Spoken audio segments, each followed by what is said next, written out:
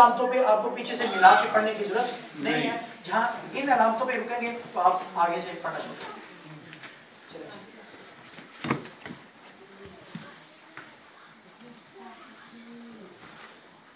اب آپ یہ کیجئے گا جب قرآن مجید کھولیں پڑھنے لگیں تو انہی چیزوں کو اس وقف کا جو آج بیان پڑھا آپ نے اس کو سامنے رکھتے ہوئے جب آپ قرآن مجید پڑھیں گے تو اب آپ بہت سارا چینج محسوس کریں گے, تبدیلی محسوس کریں گے.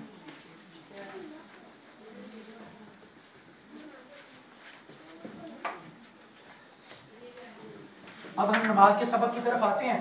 اس میں نماز کے سبق کو شروع کرنے سے پہلے میں نے وہ پہلے بھی قاعدہ فارمولہ پڑھایا ہوا ہے, میں دوبارہ ریپیٹ کر دیتا ہوں تاکہ وہ ترجمہ اچھی طرح مزید ہمیں یاد ہو جائے. ہم نے ایک فارمولہ پڑھا تھا ترجمے کا کاف والا فارمولہ جی. اکثر اب آپ نے آپ میں سے پڑھا ہوگا, وہ دوبارہ ریپیٹ ہو جائے گا تاکہ اچھی طرح یاد ہو جائے.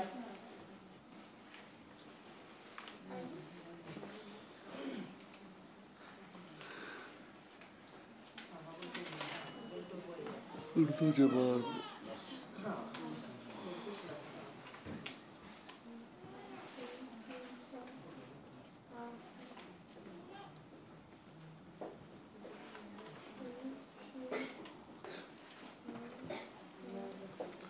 تو تیرا تیری تجھے تجھ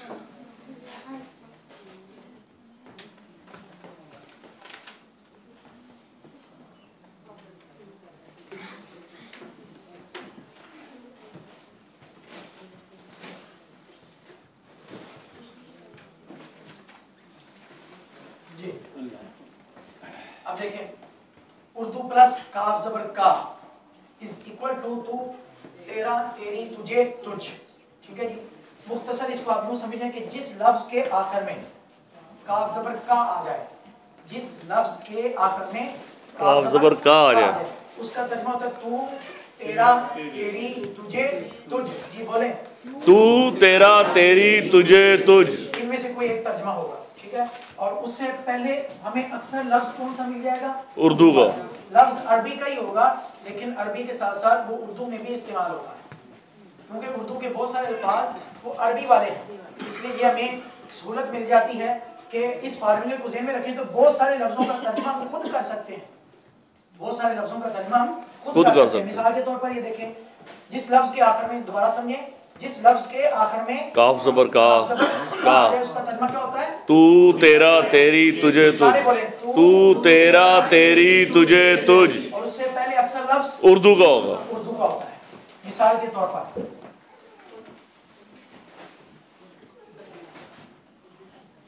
ذکر کا, دیکھیں آخر میں کاف آ گیا جی. پیچھے لفظ ذکر, ذکر اردو میں استعمال کرتے ہیں بالکل. تو کیا معنی ہوا؟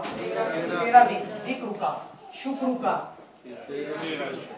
فکر کا, تیرا فکر, تیری فکر, علم کا, تیرا علم, عمل کا, تیرا علم, حمد کا, ثنا کا, سارے بولے نا, تیری ثنا جی, ثنا کا, شکر کا, ہو گیا شکر کا. اس طرح اور بہت ساری مثالیں اس کی.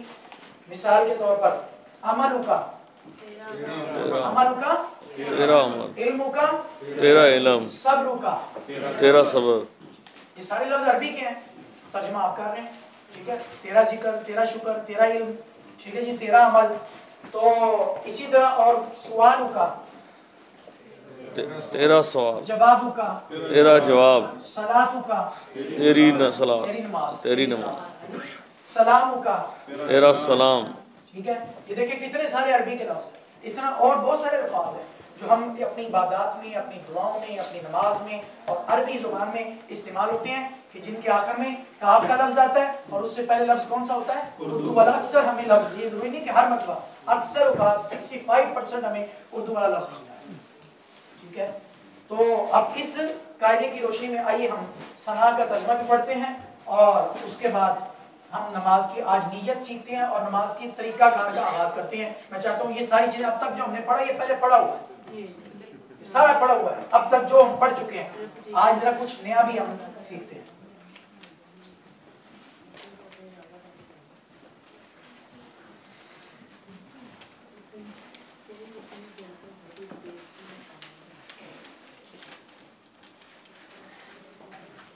نماز آج کے سبق میں نماز کی شرائط کا سبق ہم پڑھ رہے تھے. نماز کی صحیح ہونے کی 6 شرطیں ہیں. نماز کے صحیح ہونے کی 6 شرطیں. یہ انتہائی عام سبق ہے, اس کو توجہ سے سماعت فرمائیں. ہماری کلاس میں ویسے بھی 10 منٹ رہ گئے ہیں, 1 گھنٹے کی کلاس ہے, 10 منٹ کلاس کے کمپلیٹ ہونے میں رہ گیا. اس 10 منٹ میں ہمیں یہ سبق پڑھنا ہے. تو نماز کے صحیح ہونے کی 6 شرطیں. شرط کا مطلب میں نے پہلے بتایا ہوا ہے کہ شرط وہ چیزیں ہوتی ہیں جو نماز کے لیے ضروری اور لازمی ہوں, جن کے بغیر نماز بالکل نہیں ہوتی. ٹھیک ہے جی. تو کچھ چیزیں وہ ہوتی ہیں جو جن کا نماز سے پہلے جن کا اہتمام کرنا ضروری ہے. ٹھیک ہے, جن کا خیال رکھنا ضروری ہے. مثال کے طور پر جسم کا پاک ہونا, لباس کا پاک ہونا, جگہ کا پاک ہونا, 3 ہو گئی. ٹھیک ہے. اس کے بعد پھر قبلہ روح ہونا, اپنے چہرے کا رخ خانہ کعبہ کی طرف, بیت اللہ کی طرف کرنا, قبلہ روح ہونا, یہ بھی نماز کے لیے ضروری ہے. اور نماز سے پہلے یہ نہیں ہے کہ نماز آپ کسی اور سمت کی طرف شروع کر رہے ہیں اور بعد میں قبلے کی طرف منہ کریں, نہیں, نماز سے پہلے. اور 5ویں شرط ستر عورت. ستر عورت کا مطلب ہوتا ہے جسم کا ڈھانپنا. جسم کا ڈھانپنا. مرد کے لیے جو مسنون ہے وہ اپنا پورا جسم ڈھانپنا. ٹھیک ہے. اور اسی طرح خواتین کے لیے بھی اس میں خواتین کے لیے اس میں وضاحت کر دیتا ہوں. یہ پچھلی جو کلاس ہماری ہوئی تھی اس میں بڑی ڈیٹیل سے اس پر بات ہوئی تھی, جو اب آپ اس میں شریک تھے, لیکن میں اب اختصار کے ساتھ, مرد کے لیے جس حصے کا ڈانپنا ہر حال میں فرض ہے وہ ناف سے لے کر گھٹنے کے نیچے تک, گھٹنا بھی شامل ہے. اور خواتین کا ہاتھوں, چہروں اور پاؤں, ان کے علاوہ پورا جسم سطر ہے. پورے جسم کا ڈانپنا جو ہے وہ فرض ہے ہر ایک سے.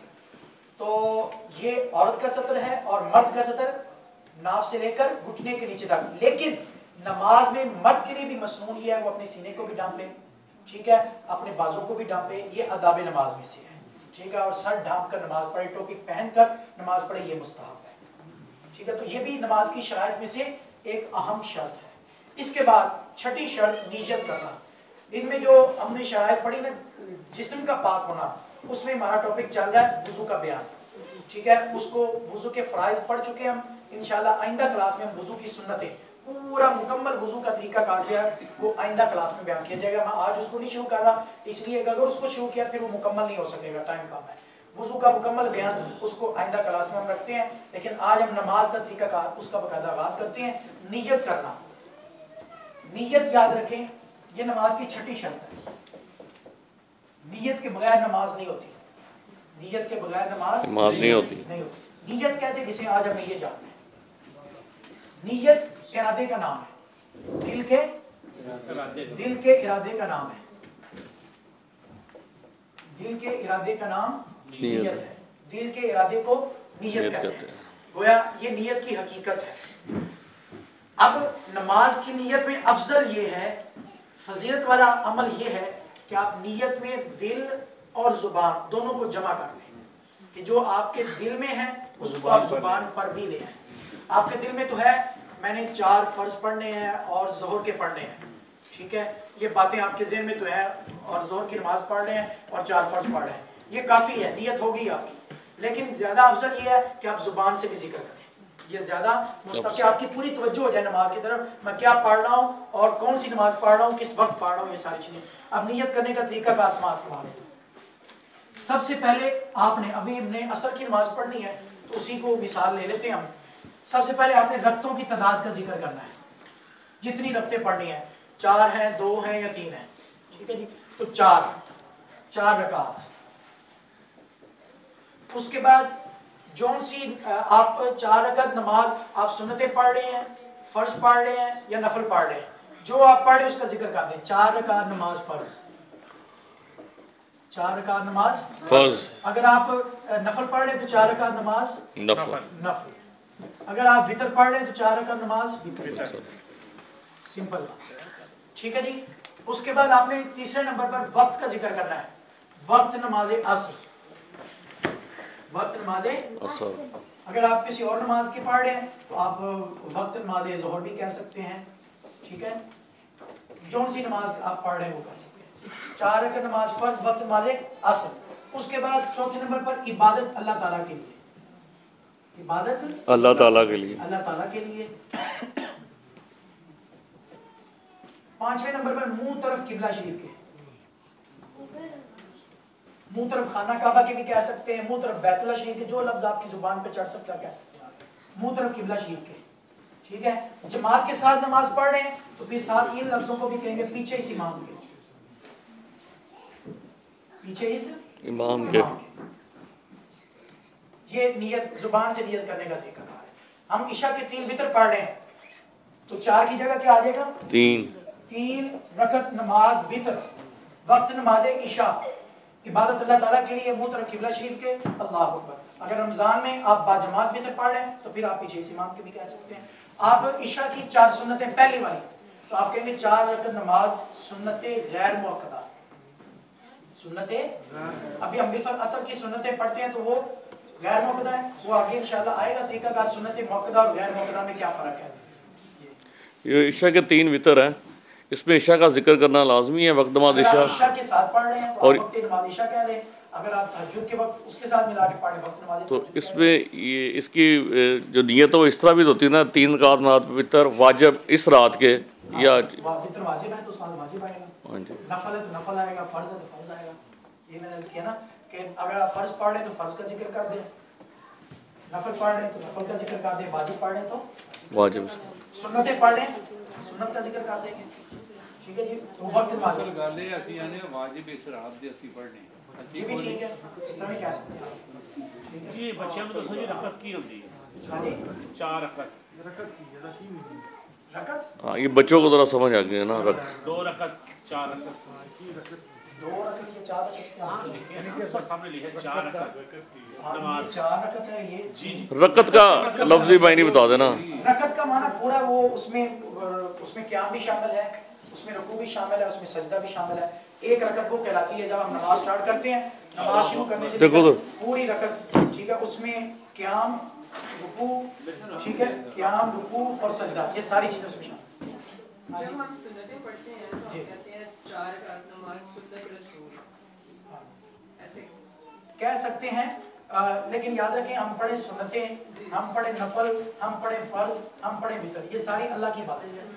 ٹھیک ہے, سنت وہ صرف حضور کی وجہ سے کہ حضور نے پڑھی نماز اس لیے ہم اس کو سنت بولتے ہیں. کہہ سکتے ہیں ہاں جی سنت رسول, ہاں جی یہ لفظ بول سکتے ہیں, لیکن زیادہ بہتر ہے آپ وہ چونکہ عبادت اللہ کی ہے, عبادت آگے ہم کہہ رہے ہیں عبادت اللہ تعالیٰ کی. اب 4 رکعت نماز سنت, آگے سنت موقدہ ہے تو سنت موقدہ بول دیں, یا سنت غیر موقدہ تو سنت غیر موقدہ بول دیں, عبادت اللہ تعالیٰ, کیونکہ سنت میں ہی رسول کا لفظ پایا جاتا ہے.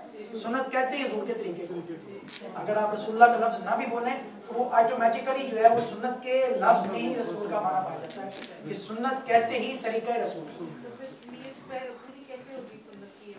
میں 4 رکعت نماز سنت, ٹھیک ہے, وقت نماز عصر, ابھی ہم نے سنت مفرد پڑھنی عصر کی, 4 رکعت نماز سنت غیر موقدہ, ٹھیک, عبادت اللہ تعالیٰ کے لیے, منہ طرف قبلہ شریف کے, اللہ, وقت نماز عصر بھی ساتھ کہتے ہیں. 4 رکعت نماز سنت غیر موقدہ, وقت نماز عصر, عبادت اللہ تعالیٰ کے لیے, منہ طرف قبلہ شریف کے, اللہ. دوبارہ سن لیں, 4 رکعت نماز سنت غیر موقدہ, وقت نماز عصر, عبادت اللہ تعالیٰ کے لیے, منہ طرف قبلہ شریف کے, اللہ. جی جو آپ بول رہے ہیں 4 رکعت نماز موقدہ, سنت موقدہ, یہ لفظ موقدہ بولنا لازمی ہے, جبکہ عام تو مگر یہ منہ سے بولنا لازم ہے ہی نہیں, کچھ بھی نہیں بولنا لازم, ٹھیک ہے نا. نیت کہتے دل کا, آپ زبان سے نہ بھی کہیں, ارادے کا نام ہے نیت, دل کے ارادے کا نام, یہی نیت ہے حقیقت. ٹھیک ہے, بلکہ یہاں ایک مسئلہ آپ کو بتا دوں, آپ کے دل میں ہے کہ عصر کی نماز پڑھ رہے ہیں, جی جی جی, منہ سے آپ نے کہہ دیا, ٹھیک ہے, بالکل اکثر تو آپ کی نماز ہو جائے گی. اگر آپ کے دل میں یہ ہے کہ میں ظہر پڑھ رہا ہوں, زبان سے اثر کہہ دیا اور پڑھ بھی اثر رہے ہیں, تو آپ کی نماز نہیں ہوگی, کیونکہ نیت میں اعتبار دل کا ہے, زبان کا ہے. نیت میں اعتبار کس کا ہے؟ دل کا ہے, زبان کا نہیں ہے. اس لیے یہ سوال کرنا کیا کہنا لازم ہے کیا نہیں, یہ صرف مستحب ہے. میں نے شروع میں ایک جملہ بولا تھا کہ نیت میں دل اور زبان کو جمع کرنا افضل ہے, کہ آپ جو دل میں اس کو زبان پر بھی لے آئیں, لیکن زبان پر لانا مسٹ نہیں ہے, ضروری نہیں ہے, کمپلسری نہیں ہے, صرف دل میں ہی ہو جانا یہی کافی ہے. نیت دل کے ارادے کا نام ہے, اور نیت کے لیے دل کا ارادہ کر لینا ہی کافی ہے. نیت کے لیے دل کا ارادہ کر لینا ہی کافی، آپ کے دل میں ہونا چاہیے کون سی نماز پڑھ رہے ہیں اور کیا. جی اب جیسے نماز کھڑی ہو چکی ہے، فرض پڑھے جا رہے ہیں، ہم آ کے بیچ میں مل جاتے ہیں